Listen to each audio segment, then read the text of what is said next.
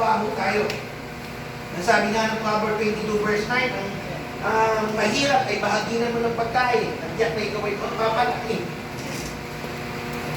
Hindi natin dahil bigyan lahat, pero may mga tao, specific, itinalaga sa'yo ng Lord. Amen. Amen. Amen. Okay, and lastly, matabang lupa ko yung mga lingkod ng Diyos. Amen. Amen. Amen. Amen, amen. Ito, patotoong buhay. Ito pa ang isa.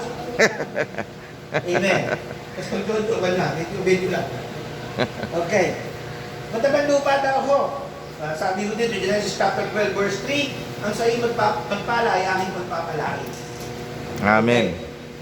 We are not telling na kami laki yung binyan nyo. But we are telling mga nagagamit sa iglesia ng Lord, try na i-bless nyo rin. Ha? Amen. Pag-urge nyo, i-bless nyo. Kasi kailangan may encourage din sila. Ang dami yung discouragement sa ministry. Sipin nyo ang pastor, hawakan isang miyembro. Ilang ugali yan, ilang pangailangan yan. Ang problema, ang miyembro para maalala yung pastor pag may problema. Amen. Meron wala dito doon. Sa ibang church lang yun. Pag nagana, hindi maalala yung pastor. Kung sabi ni isang kwento, pastor, pag ako nagawa ng dalawang kotse, bibigay ko sa isa. Wow!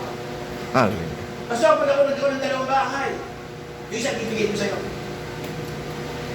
Wow! Hindi. Okay. Dalawang motor, bibigay ko sa isa.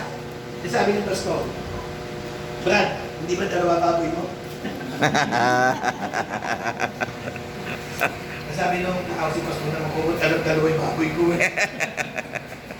Nayari. Amen? Amen. Okay. Yes, bless your leaders. Not only the pastor, but even the workers. Amen? Amen. Hallelujah. Kasi na-encourage sila para lalong magpatuloy sa gawain. Amen ba? Amen. Okay, palakpakan nun natin ang ating Panginoon. Okay, in summary, hindi ko na ba basahin yung iba, mahaba. Okay, ayan. In summary, ang Diyos ang nagbibigay ng pinitatanim ay nagnanasa na ikaw ay pagpalain. Amen. Lahat kayo dito, nais na Lord pagpalain kayo. Amen. Kaya lang nais na Lord maging karapat dapat tayong channel. Baka pag naging pinagpala ka na Lord, makita ka lagi sa SM. Hindi sa loob ng church. Yun lang. Amen. Pag tama ang heart mo mga kapatid, walang dahilan baka hindi ka pagpalain ng Lord. Amen. Why? Kahit saan ka, magiging pagpapala ka. Amen.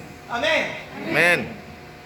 Second things, nais ng Diyos magtanim tayo ng may tamang kalagayan ng puso. Hindi yung laki o liit na binigay mo at titignan ng Lord. It is always the attitude of giving. Amen. The attitude of giving. And the attitude of giving, masaya ka dahil yung binigay mo, may makakating ito. Ang pagbibigay, hindi ka nagbibigay dahil tatanggap ka lang. No. Nagbibigay ka dahil nagmamahal ka. Amen. Dahil sumasamba ka. Amen. Amen. Prosperity teacher, ang prosperity teacher, pagbibigayin kayo, at ang ipapangako sa iyo, tatanggap kayo, higit sa ibinigay ko. That's a foundation. Ang tamang pagbigay, dahil nagmamahal ka. Amen. Labas doon, that's not the gospel. Amen. Amen. May pagmamahal ka, iniisip mo yung kalagayan ng iba. Amen. Amen. And lastly, ang iyong aanihin ay depende sa dami ng iyong tinanim.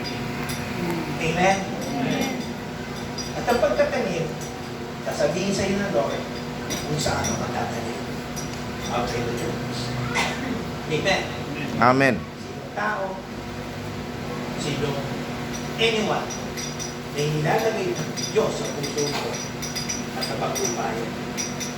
Definitely, kung itatanim ko sa Kanya, higit ang aanihin ko kesa doon sa ibinigay. Amen. Amen. Kaya mga kapatid, tato tayo dito. Manananig. Amen. Hindi mo kang butong hawak. Amen? Amen. Itanim mo ng pagmamahal yan, yung buto mo, magiging buhay yan. At lupang tatamnan mo, church, mga tao na kailangan, mga lingkod ng Lord, at ano pa mang bagay na ilalagay ng Lord sa puso mo. Kapag nais ng Lord, lahat po tayo ay pagpalain. Amen. Amen. Takan mo natin ang Panginoon. Please,